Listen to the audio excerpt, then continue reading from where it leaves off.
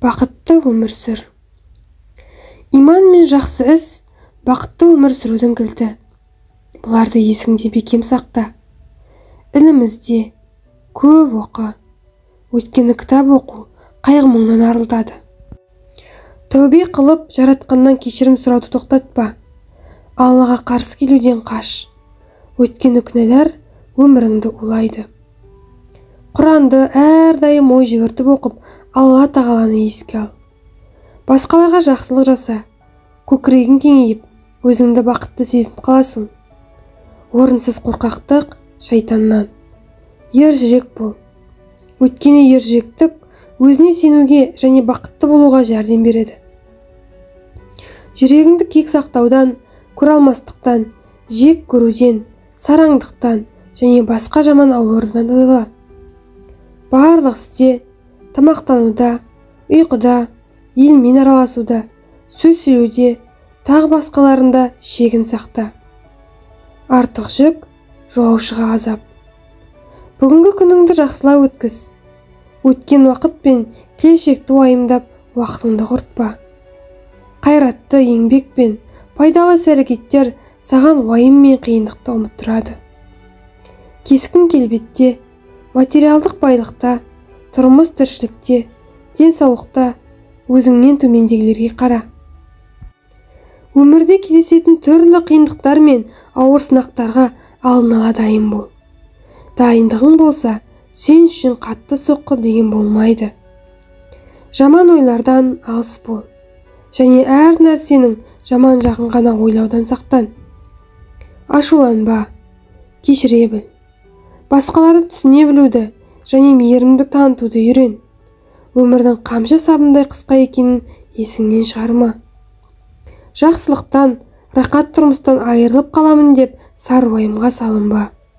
Келешектегі жамандықтан қорықпа. Әр істе бір Аллаға тәуекел ет. Түймедейді түйеде етпе. Ұсақ түйек қиыншылықтарды ауырға балама. Кесел кесапат болып кетсе қайтемін деп ойлай берме. Әр нәрсенің өз уақыты, өз шешімі болады. Басыңа келетін нәрсе бәрібір сені айналып өтіп кетпейді. Ал енді саған келмейтін нәрсе бәрібір келмейді. Тұрмыста қарапайым өмір сүр. Артық ысыраптан алыс бол. Өйткені артық ысырап аздырады. Денеге құл болу руханиятты құлдыратады. Алла тағаланың берген сыйларын саған келген сынақтармен салыстыр. Сонда сен жоғалтқаныңа қарағанда алған нәрсеңнің көбірек екенін түсінесің. Қайғыға батқан болсаң, өзің және айналаң үшін қандай жақсы нәрсе жасай алатыныңды ойла да жұмысқа ықыласпен кірісіп кет. Егер де біреу саған жаман сөз айтса, оның сөздер саған емес, өзіне зиян болып келерін біл. Сондықтан ол туралы ойланбай-ақ қой.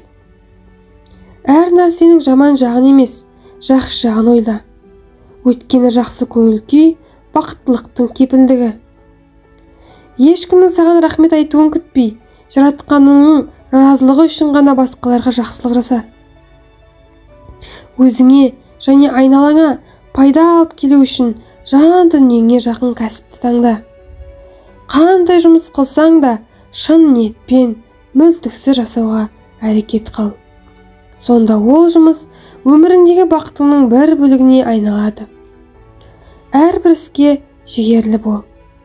Бүгінгі ісіңді ертеңге қалдырма. Жаратқан саған берген жақсылықтар туралы көп ойлан. Ол жөнінде айтып жүр және Аллаға шүкір ет. Алла саған берген денсаулық, мал-мүлік, отбасы және тұрмыс сияқтыларға разы бол және олар үшін шүкір қыл. Басқалардың жақсы жақтарын көруге әрі бағалауға тырысып, ал жаман жақтарын болса көз жұма қара. Барлық жағынан идеалды кісі болмайтынын түсін. Әрі бұл бірінші кезекте өзіңе байланысты екенін есіңде болсын. Өсек аяңға көңіл бөлме. Басқалардан кемшілік іздеме. Және қате жіберіп, бір жаман іс жасауын күтіп, әрбір қадамын аңдыма. Өйткені бұл саған да, оларға да жақсылық алып келмейді. спортпен шұғылданып, денсаулығың туралы көп ойлан. Өйткені денсаулығы мықты адамның ой-сезімі сергек болады. Алладан кешірім және жақсылық тілеп, әрдайым дұға қылып жүр.